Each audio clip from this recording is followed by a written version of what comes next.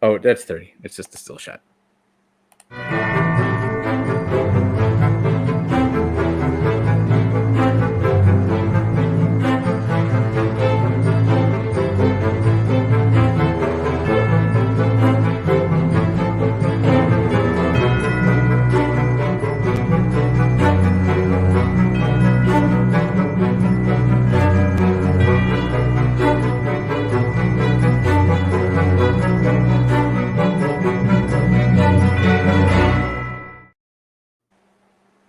Hi, everybody. That music really put me on edge. I'm sorry. I felt like it was building up to something, but it inevitably had nothing to build up to, except us. Hi, everybody. It's me, Tony from Laughing Place. Right next to me is an unfamiliar face. You have Chris. He's helping us out here tonight as we talk about the United States versus Billie Holiday. Chris and I have go way back to watching movies together. I would say 14 years? Ish. Ish. Give or take, yeah. Chris was the witness to my hardest movie cry ever in a theater when we saw Inside Out together for his first time and my second time. Yes. And he was the sole witness to that very embarrassing moment for me. We also experienced one of the scariest movies we've ever seen. The fourth kind? The fourth kind? Yeah. A Universal movie, so we're not going to talk about that tonight. We're here to talk about the other fun family romp that I just finished watching, and you watched it earlier today, the United States versus Billie Holiday. I got to tell you, heartwarming, charming film. Yeah. That's an absolute joke. No, the United States versus Billie Holiday is absolutely not that at all. It earned that R rating for sure, and I'm actually surprised we're kind of talking about it here on Laughing Place. If you haven't seen it yet, pause us, watch us later, and go watch the United States versus Billie Holiday, and then come back and talk with us. But right now we are live. If anybody has any comments, questions, anything they want to talk about, feel free. Put it in there, and I'll get it as it comes up. Now, Chris, overall, what did you think of the United States versus Billie Holiday? I thought it was really good. For anybody who doesn't know Billie Holiday, I mean, if all you know is, oh, that's the jazz singer, then yeah, she is the jazz singer. But not Al Jolson. Right. Yeah, no, there's a lot more to her life, and it is not pleasant. No, I'm not gonna lie, I had zero idea. Zero. Yeah. I was like, oh, I like her music. And I've never heard. So a key part of the film is, I'm gonna say it wrong, Strange Fruit. Is that right? Yeah. No. Okay. Yes. Strange Fruit. Okay. I'm gonna butcher that title, and I'm gonna call it The People versus Billie Holiday. I promise you. So I'm sorry, everybody. That's why I'm leaving the banner up. It's the United States versus Billie Holiday. Yes. Not The People versus Holiday or versus Billie Holiday. And I'm probably gonna butcher that song title too. But a big part of that was that I've never heard that song. I'm very 101 on Billie Holiday, and after this, now I'm just like, whoa. Yeah. It's a heavy film to watch, and it's not for the light of heart. No. Yes. I knew it was gonna be, I'm not gonna say heavy, dense. Yeah. Like it was not just gonna be, oh, here's Billie Holiday to music performing. Well, I mean, I think it's safe to say that there's not a single, I don't want to call this a biopic per se, because it is and it isn't, but there's not a single movie about a musician's life where it's like, man, it's just been happy the entire time. It's always, anytime you have a movie about a musician, you're always going to have hardships and struggle before they get to wherever they are. And even sometimes when they get to where they are, it ain't happy. Which is what happened with this one. I think at this point, she was already famous and popular. Yes. And then it was just, okay. This is closer to the later end of her life. Because she had the song. Right. Which, so do you know a lot about her before the movie? I know a little bit about her. I had no idea, like the whole premise of her. I knew she had issues, but I didn't know that was a whole like government kind of targeting her. It was, they were targeting her because it was a message song, and it was for, it was a message song about what's happening to Black people in America. One very similar thing that I noticed in the movie was, I mean, can we do spoilers? Yeah. Okay. That's why I told everybody, if you haven't watched it yet, Right. go watch it. But needless to say, there will be spoilers if I haven't said that yet. So go back, watch it, come back. When she's singing Strange Fruit, or when she's at the club and she's about to sing Strange Fruit, the cops are all in the back of the theater. Yep. Waiting for her to sing it, which was very similar to Straight Outta Compton when they performed their concert, F the Police, if you will.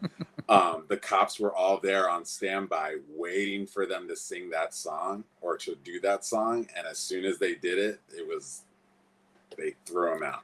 So in the Billie Holiday, it's they wanted to ping her on inciting a riot. Yes. Was it similar in Straight Outta Compton? I think so. I think it was just more so that they were just speaking negatively about the police, and the police didn't like that. Well, you can't charge somebody, oh, they did it, they were mean to me. Right. So that's, for her, they were doing inciting a riot and then trying to get her on drug charges. And that was pretty much all they could really get on her were the drug charges. Right at the beginning, the son of Flynn decides to say, we're going to start planning stuff on her. With the drugs. So for the record, Garrett Hedlund plays the chief antagonist. I have the name here, Anslinger. Yes. Garrett Hedlund also played Sam Flynn in Tron Legacy. So I'll refer to him as son of Flynn sometimes, I'm sure. But which I was like, I saw him and I was like, I know you from something. But I can't quite put my finger. No, it's son of Flynn. It's Sam. Okay. All right. But yeah, no, it's very interesting. The song was a poem that was written or that was given to her to sing, and she sang it. And for a lot of Black people at the time, it meant something to them because it was the first time. I don't want to say the first time, but it was definitely one of those songs where people were hearing stuff that was actually happening, where nobody else was talking about it. So yeah, and she was out there already famous. So for her to sing that song in front of crowds that would never hear a song like that was very powerful. So yeah. Speaking of singing, Andra Day, am I saying that right? Yes. Oh, God, spot on. Right. Yeah. Like, I'm like, all right, Spotify, let's pull up this soundtrack right now. Yeah. Okay. Yeah, for anyone who doesn't know, if you didn't watch the Golden Globes last night, she won the Golden Globe for, I think it was, Best Actress? Best Actress in a Drama. Yeah. Spoiler alert, guess what I was doing last night? If you watch Laughing Place, the coverage. Yeah. But yeah, no, she 100% deserved that win. Yeah. 1,000%. I can't really compare it to the others because I didn't see any of the others that I can think of. I'd have to go back through my notes. But watching this, I was like, oh, she got every part of that trophy. And I think it's safe to say that everybody else who she was up against, they are actor veterans. They've been in the business for years and acting for years. This is Andra Day's first pivotal role. Her other roles, she was in Cars 3. Right. Who was she in Cars 3? I should be on top of that. I'm looking that up now. Sweet Tea. She was a waitress in the bar. Oh, please. Okay. Exactly. It's such a small part. But everything else, it's like teeny tiny parts. She was a singer in, I think, Selma or something like that. And, okay. Not Selma, another movie that escapes my mind right now. But anyway, tiny parts, nothing as big as what she did here. And for her to pull it off and to pull it off well, good for her. It was fantastic. Absolutely great. So, I didn't like how they told the story. Okay. Because it was I had no sense of time. Yeah. Did you have that kind of issue?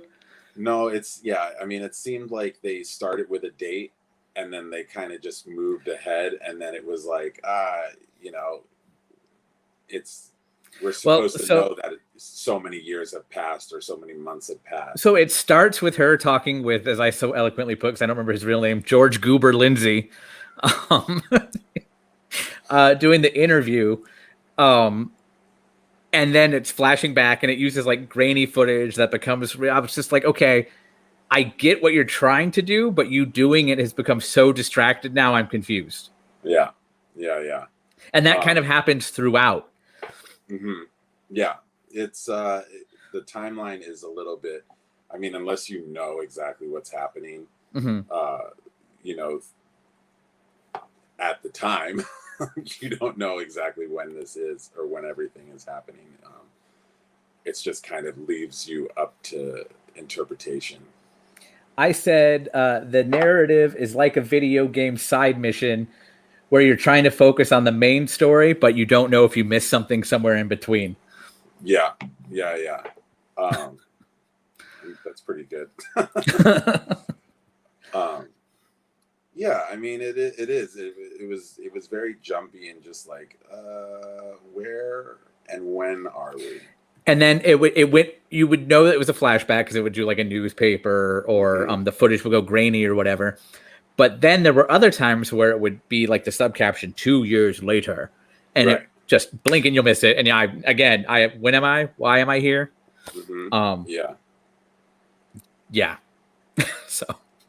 And I think the other thing is like, even in like the synopsis of the movie, it doesn't really tell you what the timeline of the spanning of this movie. We're just supposed to know that it's the middle to end of her life, and we're just supposed to accept that, I guess, and just know that that's where it takes place. But again, guys, we are live. If you have any questions or anything to say, please feel free to throw it in the comments. Nathan, hello. Cool. Okay, so I don't know if that's responding to anything in particular. Now, again, going back to Andra Day real quick, is that her real talking voice? She is raspy, I think. Okay. I don't think she's that raspy. Okay, because the singing, like we already talked about, spot on. But the talking, the dialect itself, I was like, ooh, all right. Yeah. I think she was doing a little bit of exaggeration there to get that sound or that tone of Billie.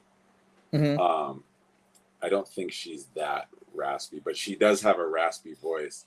I don't know if you know the song "Rise Up," but that was like her debut song. Not really debut, but that was like her big song that like a lot of people use now for like, it's her message song.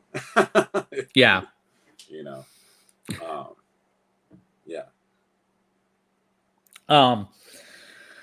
So I also had issues with the production design, kind of. This is the art, the film school in me. There were times when I was like, okay, I see what you're going for. But then there were other times where I was blown away. Like there's a scene in Times Square where like all the billboards are period representative. But there was another time when I want to say they're in one of the clubs. And I'm like, I feel like somebody's got a cell phone or something in the background. It wasn't like completely there. Okay. All right. Did you have any things like that? No, not too much. I mean, you see it better than I do. But I will say there is one very interesting shot that I liked, and it was that one take that after she gets off the tour bus and she sees the family. Yes. And it's just a one take through the house, but she's going through the house, but then it turns into her going to her drug dealer and trying to start using again. And yeah, that was one of those ones where I go back to, I see what you're trying to do, but the way you're doing it is pulling me so out of the story where I'm like, oh, okay, so he's running in to save her, but now she's going back to the user. Okay, so this is telling me what happened next, but in the context of it happening at that moment. I wish that they had at least when she went to the drug dealer, changed her outfit like cleverly. And then that way, at least it would let me know, okay, this is at least like a day later.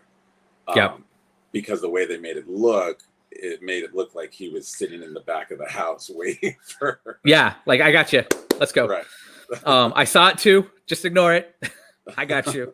That kind of idea. Yeah. So going back to that, because that's a very heavy scene for that movie. What I don't like about this movie is they have almost what I'm calling precursory, like subtle humor before you hit one of those things. So I'll go back to something I thought was going to be a bigger part of the story, Natasha Lyonne's character. Yeah. The oh my God, I don't remember her name, but the woman, her friend, when they were in the elevator, and the bellboy is standing up to her. Bankhead. Yeah, there you go. Thank you. When he's explaining why he can't let her in the elevator, and instead, how she has to take the service elevator. Right before that, they made it look like a very somber funeral scene, and it turned out to be for her dog. Spoiler. But it was presented comedically. Yeah. So to go from ha ha ha to, oh, that's right, that was a thing in that time frame. Yes. It's just boom. And there's stuff like that too. Like, they were making it look like, oh, I'm having fun on the bus. I'm getting off the bus now to go in this field. And she stumbles upon that, which you, the viewer, will see when you watch the United States versus Billie Holiday on Hulu. And you'll see that scene and you'll go, oh, it went from funny, I'm going to go relieve myself in the bushes, to, oh my God, what did I just see? Yeah. And then it becomes that heavy thing. And then she sings the song. Yeah, it's very like, which I liked. I liked that it was very much you can't sing it, you can't sing it, you can't sing it, you can't sing it. She sees that, boom, she'll sing the song. I like that. Like, you don't hear it until then. Yes. No, and I think it's very like, it doesn't like ease you into these moments. It's just very like, we're gonna. You're pretty much right. Like, everything was very like, we're having so much fun, and then it went right into like the darkness. Like, they were sitting around enjoying themselves backstage after the show, and then it went into her childhood, and it was like, yikes. Yeah. Which was another one where it was like, okay, all right, I'm there now. It took me a second. Yeah. I should have grasped that from the beginning, but it took me a second because she's with the Fed. Jimmy. Yes. Jimmy, thank you. Yeah. Jimmy Fletcher. Yes. And they partake in fun together. And then he sees her as a child, and I'm like, oh, he's learning about her. Got it. Yeah. And all her struggles. Whereas it looks like they're just, okay, let's go off in another room. It becomes the whole flashback scene. Yeah. Got some loose change? Yeah, that was mine. Okay. Don't worry, it's just my wedding ring. No big deal.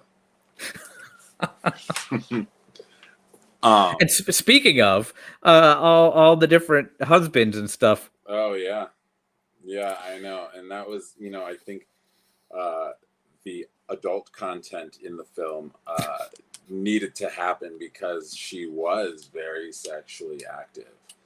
Okay.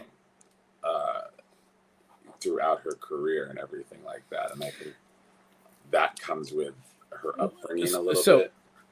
We'll skirt that topic, but we'll say those scenes needed to occur, because it showed you how afraid she was of something serious. Yeah, absolutely. Because of her childhood and everything like that. Right. So when she finally had that something serious, that's why she ran away. Yeah. Sorry, that was a clap really loud right in front of the microphone. That wasn't that bad over here. Okay. But yeah. But like, and there was times in that movie where, and this was the point, I think it's when she first gets arrested. Okay. And she's like, is this what you want? And like, because she's getting arrested. Oh, yeah. And then strips down, and I'm like, I'm uncomfortable. Like, this is, I'm not supposed to see this. And I'm like, oh, that was actually a really good director's choice there, because if I'm feeling uncomfortable, that's exactly what you wanted to do. Exactly. So it's not gratuitous for the sake of being gratuitous. Mm-mm. It's all there. That said, it definitely did earn that R rating, and I said that earlier on too, but not just for content, but for all kinds of things. Things we won't get into. Yes. This is a family show. Yes, G-rated, despite the film's R rating. So right. Rebecca says, better pick that wedding ring up. My husband dropped his once at a restaurant, got distracted by the arrival of our entree, and we left it. Oh. I don't know that I'm as distracting as a delicious entree, Rebecca, but thank you. Yeah. I'm also at my house, so. Yes. So if I leave it's somewhere. the room, it's okay. For regular viewers of Laughing Play stuff, I'd like to point out Chris's lighting design. Mine's off right now, but we definitely have similar tastes in how we theme our apartment or house. Anyway, but yeah, I'm gonna go take a shower later and listen to that soundtrack. Yeah, very good. It was very good. What about you? Do you have any like specific thoughts? So can I mention this? The anti-lynching. I mean, it's a big part of it. So yeah, I mean that's pretty much what the song is about. Yeah. But I just would like to point out at least that it's very interesting that they start off the movie with I believe in 1937 they tried to pass an anti-lynching bill in Congress, and it didn't pass. And at the end. And sorry, at the spoiler. End, yeah. At the very end, they have the text pop up, and they say, "I think in 2020 they tried to pass it again, and it still didn't pass. It's still pending. It's still pending. It's still pending. So that was one of those ones where I'm watching it. We'll get to the credits in a second. I have my own beef with the credits, but it shows that part, and I was like, "Really?" Like it was just straight up one of those. Like you've seen my shocked reactions before, but it was definitely like, "Whoa!" And that's let me go look this up later. Exactly. So, like for anyone who doesn't know, it's still pending in Congress. So that's just like why. Yeah. But so again, things I understand later. Not right off the bat. During the credits, it shows her and Jimmy dancing. Yes. And I was like, and the way they were bantering, I was like, are they really putting bloopers on this heavy film? And I was so offended. Yeah. By like just the notion that there was blooper reel at the end during the credits. Yeah. It wasn't. They were dancing, but there kind of was because she says, "This is Prada," and he goes, "Billy, there was a Prada back then," and just grins and right. But I was the whole time like, if this is a blooper reel, I'm gonna be very upset. Yeah. It's very like bloopers I expect to see at the end of Reign of Fire. I don't expect bloopers at the end of the United States versus Billie Holiday. Right. It's as if you're listening to Claire de Lune, and then all of a sudden it fades into the like you're like, wait a minute. Yep. But I no, so there are not bloopers, but it's there. Yeah. It was. I don't know. I liked it a lot. I don't know if I'd be like, oh my god, everybody watched this. But if somebody says, like if somebody's listening to her music, I'd be like, you need to go watch this movie. Yeah. But absolutely. I won't be like, hey, thanks for coming home tonight. We got to watch this movie again. Yeah, it was very much a good movie. However, I will say, there are parts of it where it shows that this is a Hulu movie. Where it was a lesser budget, and I feel like it was meant for more than Hulu, though. I'm sure it was. It was directed by Lee Daniels, who does an amazing job in his films. And I'm sure it was meant for theaters originally. But as we know... Yeah. Now that I'm looking it up, though, it might have been meant for Hulu. Which is possible, too. Yeah. I thought it might have been a Searchlight title, but it's not a Searchlight title. Yeah, distributed by Hulu. So this was meant for Hulu. Yeah. So, yeah. That would explain a little bit of... Oh, no, I lied. Initially set to be theatrically released by Paramount. Okay. The film was sold to Hulu in December. Okay. I love that we have these technological devices where we could just be like, oh yeah, let's verify. No, imagine if we lived in another time. We Yes. did, Chris. I know.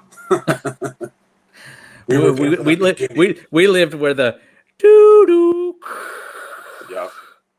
where Get off the this phone. conversation would not be possible, or be like This conversation, something like this, only happened on Spaceship Earth. and even then. But tell me I'm wrong. No, you're not. You're not wrong. We went past it, and I'm like, why are they flying a bee in space? But yeah, no. United States versus Billie Holiday. My opinion, very good, especially if you don't know anything about Billie Holiday. Yeah, and you'd like to know more a little bit about her life. Yeah. Now I feel like I could have the NBC Rainbow. Because I no clue. Yeah. So that's one thing I was going to ask you. You're regardless of how versed you are, is definitely more versed than I am. Aside from she was on that song. Who did the soundtrack to Forget Paris, the movie I like from the early '90s with Billy Crystal. It's very clear. Anyway, I'm not getting into that. But very nice. a little Louis there, but yes, okay. Well, he did it too. Yeah, you're right. I don't know if it was a duet, but whatever. So what I'm saying is you're more versed than I am, and I want to know, in terms of like the characters, how much of that was true to life. So they everybody was factual. That was a very interesting. Like, what's the Fed, Jimmy? As far as I know, yes. Or was that just like to tell the story? Yeah, as far as I know, yes. I did look a lot of it up, and I looked Jimmy Fletcher up. Yep. And interesting enough, it says that he's a fictional character. Okay. However, there was another article I read where they actually talk about him, and they were saying that he is real.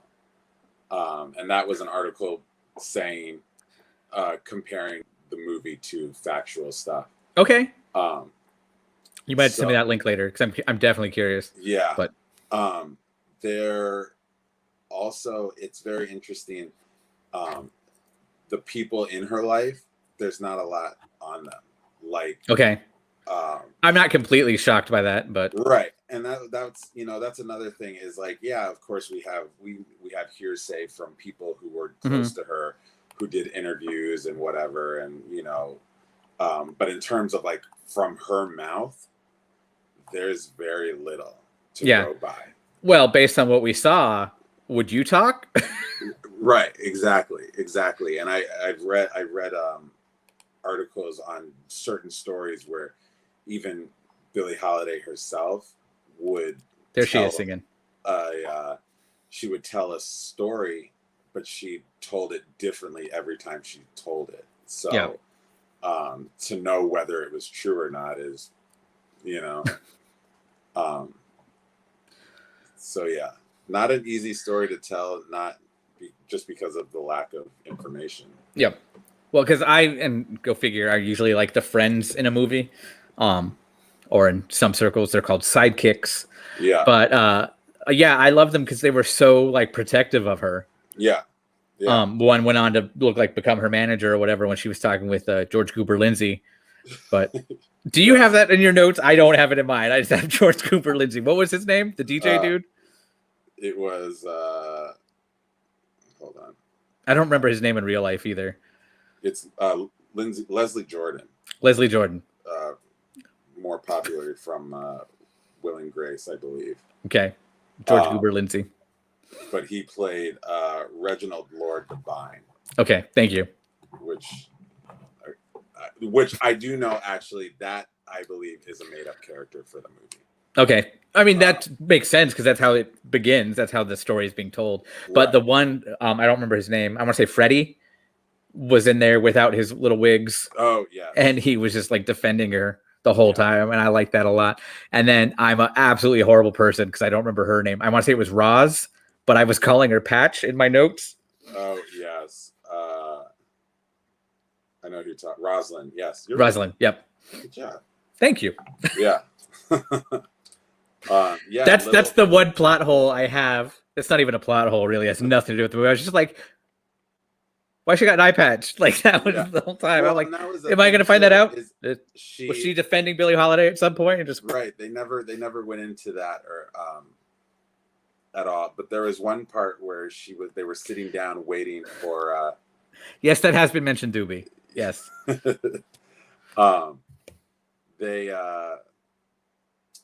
They're sitting waiting to go to dinner, and the man, what's his name, McKay, who ends up marrying her later on. That broke my heart. But go on. They're looking at him, and Rosalind looks at him, and I can see both her eyes. Mm-hmm. And I was confused, and it wasn't until later that they show her without the eye patch that you can see that she only has one eye. I guess the other it's just blind, glass. Right, or blind, yeah. Right. But yeah, I was like, wait a minute, she doesn't need an eye patch. I was like, is this a mistake that they were just like, we're not gonna fix that.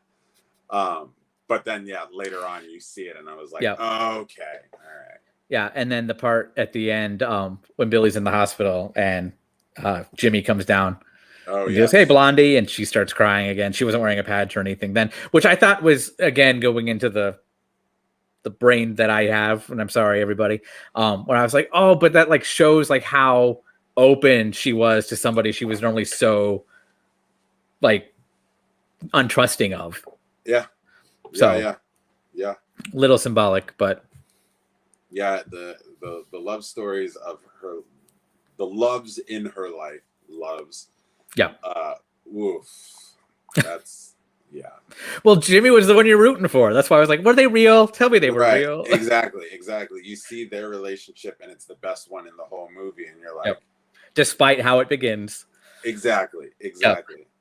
Well, and that's the other thing too, is the whole time I'm rooting for him, but at the same time I'm like, but what's your end game here? Yeah, like, I was expecting him to flip again for his job or something. Absolutely.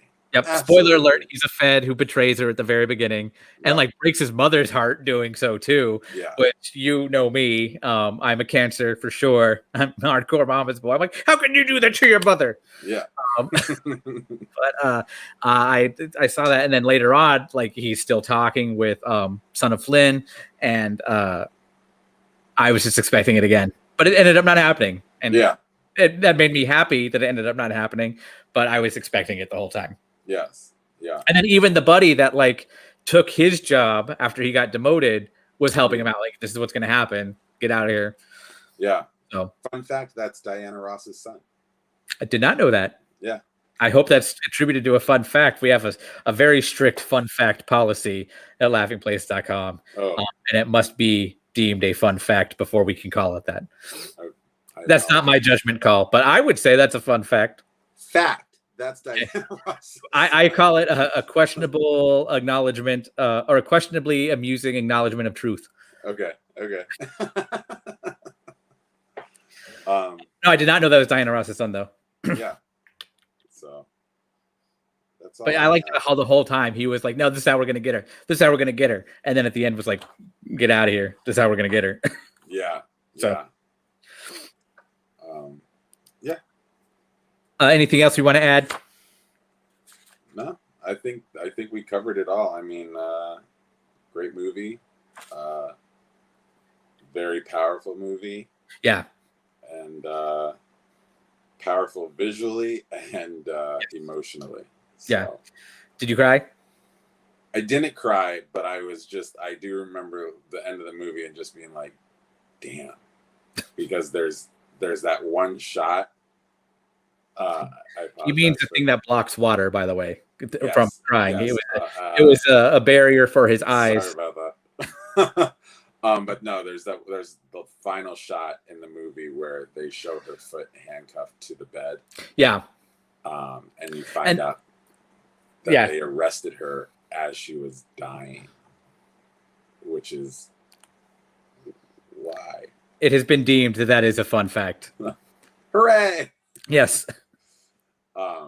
But yeah, no, yes. If you're very light with your emotions, don't watch this movie. Which is me usually in terms of cinema. I was fine. There were times again where I was like, whoa, or like I had no idea that's true. And then other times where I was like ready to go, like the whole, like the funeral scene. I'm like, oh God, what happened? Oh, it's a dog. Not that losing a dog isn't a big deal if you're close to it, but they played it up like it was her dad or somebody else. Have a dog funeral in a church. To that scale that they had it. Yes. Right. Yes. But yeah, I liked it. Definitely not one I would again be preaching. Everybody got to see this. Come see it. Yeah. But if anybody says, "Oh, I like her music," watch this movie. Yeah.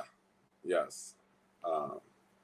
And definitely see it to, at least to educate yourself a little bit more. At least to know, if you know that song, to educate yourself a little bit more on that song. Strange Fruit. Because I had, again, no idea, that song existed. Yeah. And was about that. And again, I go back to, I only know her brief 101s of the stuff I've heard in movies and occasional albums, tracks here and there, but I've never got into that kind of stuff. Yeah. It's very clear. Yeah, but again, that's Louis. So, yep. That's all right. Well, my takeaway. The United States versus Billie Holiday is now streaming on Hulu.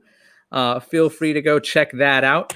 Next week, we'll be back with more Laughing Place Movie Club, and I do believe it will be me again. So sorry, everybody, because I'm going to completely nerd out with Raya and the Last Dragon from Walt Disney Animation Studios.